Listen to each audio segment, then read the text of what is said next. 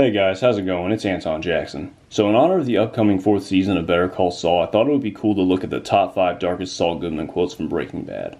After watching the first 3 seasons of Better Call Saul, I think we can all see that Jimmy McGill is being set up to have a major evolution of his personality. And to tell you the truth, as a fan of Better Call Saul, I still cannot believe how different of a character Jimmy McGill is from Saul Goodman. Jimmy McGill is a character who is generally compassionate and is just trying to make a living for himself in Better Call Saul. While he has been known to bend the rule of law to the precipice of breaking it, there is still a proverbial line his humanity will not let him cross. Saul Goodman, on the other hand, plays by a completely different set of rules. Saul is unquestionably more self-interested than Jimmy and has seemingly redrawn the line of what actions are acceptable. Saul gets caught up in and personally suggests committing some pretty reprehensible actions in Breaking Bad, which are morally questionable at best. We see Jimmy flirting with these changes to his personality in the 3rd season of Better Call Saul. So with all that being said, here's a look at the top 5 darkest Saul Goodman quotes from Breaking Bad. Number 5. And if he doesn't, there may come a time to talk options. In the 3rd season of Breaking Bad, in the episode 1 Minute, Walt and Saul visit Jesse in the hospital after Hank beats up Jesse after the incident with a fake phone call in the previous episode where the RV is destroyed. Jesse wants to press charges against Hank for beating him up. However, Saul and Walt implore Jesse to move on with his life and to use the incident with Hank beating him up as a means to have all of the DEA's interest in Jesse dismissed. This is based on the fact that the DEA does not want Hank's actions to become public. Saul states that if Jesse does press charges, the DEA will hit back hard and try to dig up as much dirt as they can on Jesse. If this happens, there is the possibility of Saul and Walt becoming implicated due to their close connection to Jesse. After Jesse ignores this request by Saul and Walt and even threatens to rat on Walt if he is ever caught cooking meth, Walt and Saul have a private conversation in the hallway. Walt assures Saul that Jesse would never give up his name to the police if he is ever caught. Saul, however, is less than assured by this proclamation by Walt and states that if Jesse does not come around to their way of thinking, there may come a time to talk options. Walt is puzzled by what exactly the word options means. Saul then stares at Walt, turns around and walks out of the room. While it is not explicitly stated here, it can be inferred that killing Jesse would be included in the broad definitions of options. Here in Season 3 of Breaking Bad is really the first time we can infer that Saul suggested and condoned the killing of another person to save himself should a situation ever arise where he could potentially be connected to the manufacturing of Walt's blue meth. This is quite a leap in the personality and behavior of Jimmy McGill. We would probably not see Jimmy in good conscience advocating the killing of another person for his own personal gain. Number 4. Goes after him how? On his Rascal scooter? In Season 4, in the episode Bullet Points, Walt learns that Hank now knows that Gail Bedecker is connected to the manufacturing of methamphetamine and that the Albuquerque Police Department is investigating Gail's murder. In addition to this, Hank tells Walt that they found fingerprints at the crime scene and an eyewitness identified the person of interest. Walt assumes that the person of interest is Jesse and that the fingerprints could belong to Jesse as well, even though we as the audience know at the time that the person of interest was actually Victor and the fingerprints belonged to Gustavo Fring. After this, Walt goes to Jesse's house to confront Jesse about the details of the murder.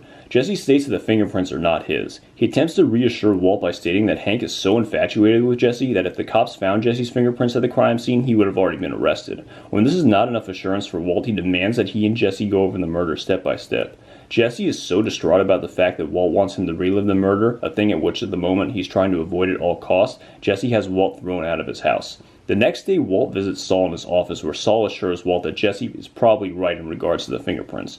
Walt is still concerned that Hank knows Jesse is involved in the sale of blue meth and that this is Hank's one and only lead.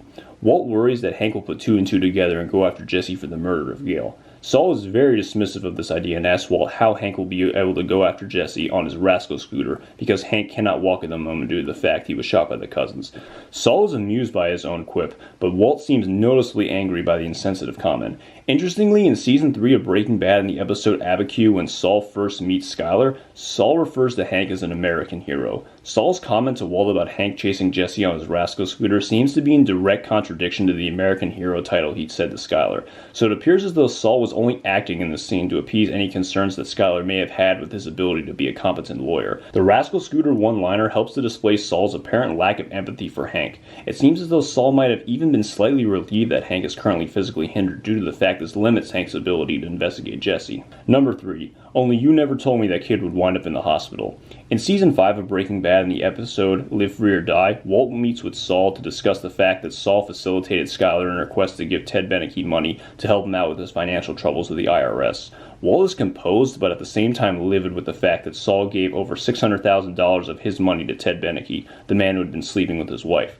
After Walt insults Saul by calling him a two-bit bus-bench lawyer, Saul fights back at this claim by stating that he was willing to go along with Walt's plan to poison Brock. While we don't know the exact extent of what Walt told Saul regarding this plan or even know how Brock was actually poisoned, Saul still participated in the poisoning of Brock at Walt's request. While we could give Saul somewhat of a pass here based on the fact we don't know exactly what Walt told Saul would happen to Brock, and we don't know exactly how the Lily of the Valley was administered to Brock, Saul still willingly went along with Walt's plan. This is a really important scene in Revelation in Breaking Bad which states that Saul was willing to poison or at least to his knowledge incapacitate a child in order to help himself and his business associates out of a dire circumstance. This is a huge leap in the personality of a man who was once known as Jimmy McGill. Number 2. Have you given any thought to sending him on a trip to Belize? In Season 5 of Breaking Bad, in the episode Buried, Walt talks with Saul about Hank now knowing that Walt is Heisenberg. Walt and Saul talk about what to do in light of this revelation. Here in this conversation, Saul suggests that Walt could send Hank on a trip to Belize, additionally indicating that this is also where Mike went. Walt then looks noticeably distraught and angry by the suggestion. We as the audience know here that Saul is advocating that Walt kill Hank due to the fact he knows about Walt's meth operation. After Saul says this, Walt is visibly angry and dismisses this suggestion by stating that this is an absurd proposition based on the fact that Hank is family. This is an interesting side note here where Walt is perfectly okay in committing harm and killing other people for the believed benefit of his own family, but is vehemently opposed to ever hurting anyone in his family. Here Walt has been able to do some sort of mental gymnastics where he has morally condoned basically doing anything, including murder for hire, for the benefit of his own family. Saul additionally indicates that this option has worked very well for Walt in the past. Here of course Saul is alluding to Walt killing Mike's crew in 3 separate jails, as well as the killing of Mike. Like in the Breaking Bad episode 1 Minute in Season 3, Saul is again advocating for the killing of another person to save himself from the legal ramifications of his criminal actions.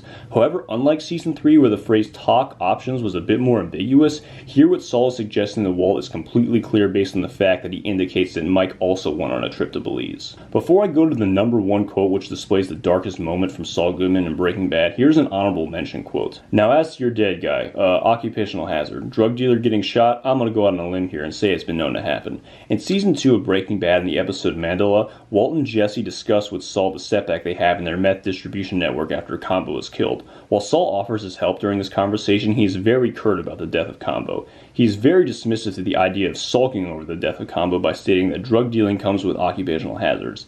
He seems to have rationalized the killing of Combo based on the fact that drug dealers are often killed in their line of work. Here we can see that Saul seems perfectly okay with aligning himself and doing business with drug dealers and criminals, and he seems to be okay with nameless henchmen dying along the way as long as he gets his cut of the profits. Number 1. We were wondering if maybe this isn't an Old Yeller type situation.